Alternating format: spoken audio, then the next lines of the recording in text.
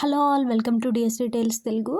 ఈరోజు ఇంకొక కుక్కర్ బిర్యానీ రెసిపీతో మేము ముందుకు వచ్చేసానండి. దీనికోసం స్టవ్ మీద ఒక కడాయి పెట్టుకొని ఆయిల్ వేసుకోండి. ఆయిల్ హీట్ అయ్యాక బిర్యానీ దినుసులు వేసుకోండి.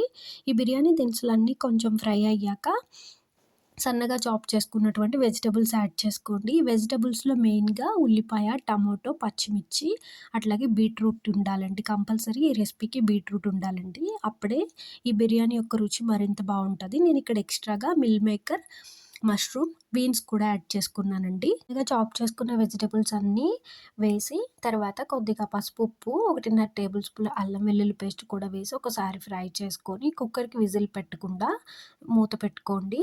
అప్పుడు అందులోంచి వాటర్ వచ్చి ఆ ముక్కలన్నీ కొంచెం చక్కగా మగ్గుతాయి. బీట్రూట్ తినని వాళ్ళు ఈ రెసిపీ ట్రై చేయండి. ఖచ్చితంగా మళ్ళీ మళ్ళీ చేసుకోవాలనిపిస్తుందండి. అంత టేస్టీగా ఉంటుంది.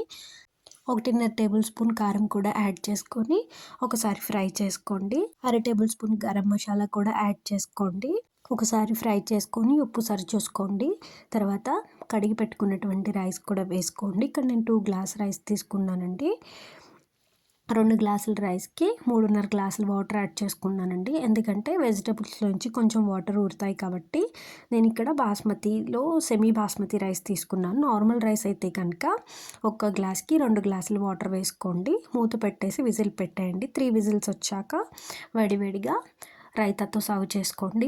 లేకపోయినా కూడా చక్కగా తినొచ్చండి. ఎందుకంటే వెజిటబుల్స్ అన్నీ యాడ్ చేసాం కాబట్టి ప్రతి ముద్దలోకి వెజిటబుల్స్ తగులుతూ ఉంటాయి. చాలా బాగుంటుందండి. ఈ రెసిపీ నచ్చినట్లయితే లైక్ అండ్ షేర్ చేయండి.